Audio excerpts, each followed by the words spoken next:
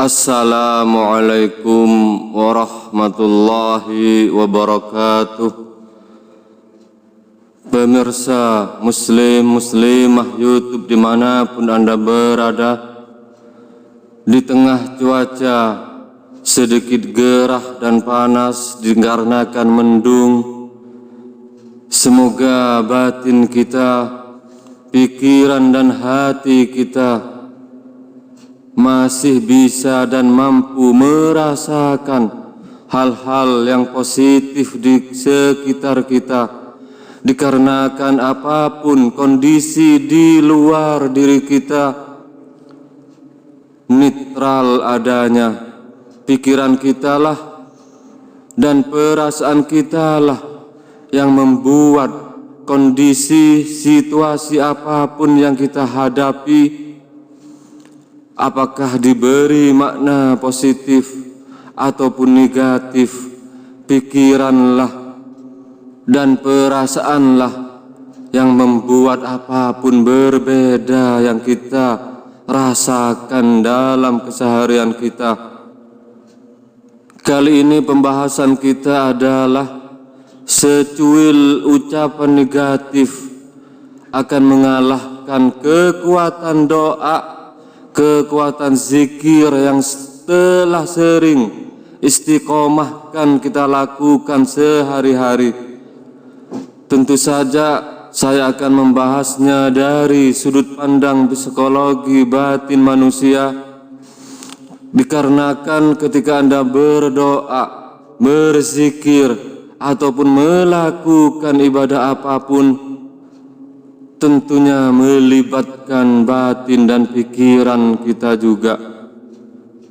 Dalam sebuah hadis yang diriwayatkan dari sahabat Jabir radhiyallahu anhu, meriwayatkan ada seseorang menghardik untanya, hus, hus, dan sambil berkata kesal, semoga Allah melaknatmu. Dan kekesalan hardikan seseorang tersebut kepada untanya didengar oleh Rasulullah. Lalu Rasulullah sallallahu alaihi wasallam berkata, siapa yang melaknat untanya itu? Lelaki itu menjawab, aku wahai Rasulullah.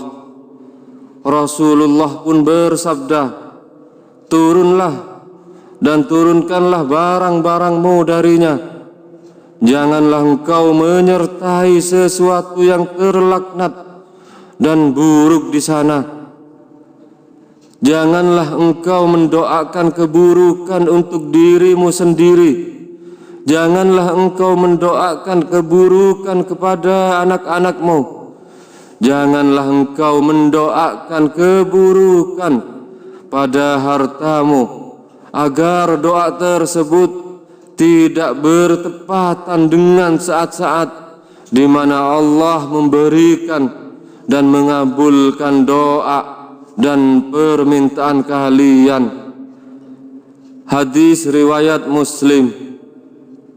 Dalam konteks hadis ini, Rasulullah mendengar salah satu seorang sahabat yang menghardik untanya dengan keras dan dengan kekesalan melaknat untanya tersebut, mungkin dikarenakan kurang cepat berjalan, berlari, dan Rasulullah memberikan nasihat ke orang tersebut bahwa apa yang diucapkannya, dikatakannya kepada untanya tersebut adalah sebuah doa, yang artinya dalam konteks ini Rasulullah Shallallahu Alaihi Wasallam memberikan makna doa itu sangat luas, bukan hanya sekedar doa yang kita lakukan dan kita ritualkan, semisalkan sehabis sholat fardu, sehabis sholat tahajud, sholat hajat dan lain-lain, dengan doa dan amalan-amalan tertentu sekian kali dibaca misalkan. Tapi dalam konteks ini Rasulullah menasihati seseorang yang marah dan kesal terhadap untanya, itu pun sebuah doa. Dan dalam berdoa di tengah kekesalan tersebut, Rasulullah memberikan nasihat ke orang tersebut, dan tentu saja adalah nasihat untuk kita semua umat Islam, bahwa kata-kata negatif kita di tengah kekesalan dan kemarahan kita itu bisa mustajabah, bisa menjadi kenyataan. Mari kita bedah dari sisi ilmu psikologi manusia. Semisal sekarang Anda rutin berzikir, berdoa dengan doa bacaan-bacaan tertentu sehabis sholat di tengah malam, dikarenakan Anda membutuhkan pertolongan Allah dari berbagai permasalahan hidup yang Anda hadapi saat ini. Kalau kita mau jujur meneliti ke batin kita sendiri, di tengah kita berdoa secara istiqomah dan rutin tersebut, jarang sekali kita melibatkan emosi kita, jarang sekali kita fokus sungguh-sungguh ketika berdoa tersebut. Bahkan tak jarang menurut pengalaman pribadi saya sendiri, bila sebuah zikir, amalan tertentu kita rutinkan tanpa sadar, kita mengalami kebosanan, ataupun terkadang membacanya sambil mengantuk. Artinya ketika kita melakukan amalan tertentu, doa-doa tertentu, itu jarang sekali kita bersungguh-sungguh ataupun serius dalam doa-doa kita. Dan ini telah saya bahas di sesi yang sebelumnya. Kalau Anda belum menyimaknya, dipersilahkan Anda menontonnya. Dalam psikologi ini disebut apatis ataupun putus asa tanpa disadari. Dan tentu saja doa yang kita lakukan dalam keadaan mental yang seperti itu, kualitas doa kita di tingkat batin, powernya, kekuatannya, vibrasinya sangat rendah. Tapi coba Anda ingat-ingat ketika Anda memarahi istri Anda, ngumil terhadap istri Anda, ataupun Anda memarahi anak Anda, ataupun Anda suami istri bertengkar satu sama lainnya, dan tanpa disadari Anda berkata-kata buruk, berkata-kata negatif kepada orang-orang terdekat kita. Kalau kita mau jujur, di saat-saat tersebut kita bersungguh-sungguh dalam berkata-kata, dalam mengumpat, dalam mencaci maki. Dikarenakan ketika kita kesal, ketika kita marah, secara mental, psikologis di pikiran kita, kita bersungguh-sungguh dan benar-benar fokus. Akan tetapi ketika kita berdoa, terkadang kita membacanya sambil lalu, sambil mengantuk-ngantuk. Inilah penyebabnya kenapa doa-doa yang kita panjatkan kepada Allah dari keinginan-keinginan kita yang memang benar-benar kita butuhkan akan pertolongan Allah, itu powernya, kekuatannya, vibrasinya dikalahkan oleh kekesalan kecil, kemarahan kecil di kehidupan kita sehari-hari, yang terkadang itu kita tujukan ke orang-orang terdekat kita.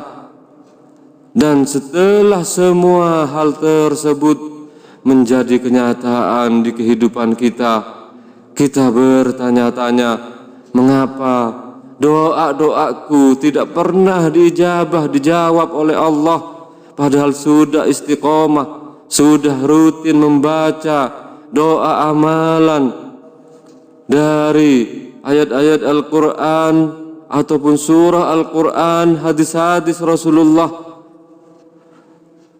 Tapi yang kita dapatkan ternyata justru kebalikannya. Dan inilah yang perlu kita sadari. Kekesalan, kemarahan kecil, kemarahan yang tidak kita sengajakan sehari-hari, seperti yang disabdakan oleh Rasulullah, itu semua adalah doa. Dikarenakan ketika kita lagi kesal, lagi marah, meskipun dalam kemarahan, kekesalan kita itu hanya porsinya kecil, kekuatannya kecil, tapi sudah bisa menghalangi doa-doa kita yang sesungguhnya, yang kita panjatkan secara istiqomah di setiap habis sholat, di setiap malam. Dikarenakan kekuatan ketika kita marah, kesal,